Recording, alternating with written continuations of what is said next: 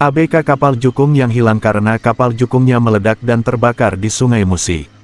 Tepatnya berada di Kelurahan 3-4 Ulu, Kecamatan Seberang Ulu 1 Palembang, akhirnya ditemukan tim SAR gabungan dalam kondisi meninggal dunia, Rabu tanggal 8 April tahun 2024. Kepala Kantor Basarnas Palembang, Raymond Konstantin SE melalui Perry Irawan dan tim Rescue Basarnas Palembang mengatakan korban sendiri diketahui bernama Endut 25 tahun warga Jalur 13, Kabupaten Banyuasin ditemukan sekitar pukul 10.30 WIB meninggal dunia dengan kondisi mengapung 300 meter dari lokasi awal kejadian. Selamat siang, dapat saya laporkan pencarian hari kedua korban atas nama Endut umur 25 tahun. Tadi pagi jam 10.30 korban ketemu dalam keadaan meninggal. Unsur yang terlibat Basarnas, TNI Polri, PMI dan masyarakat setempat. Demikian yang dapat saya laporkan.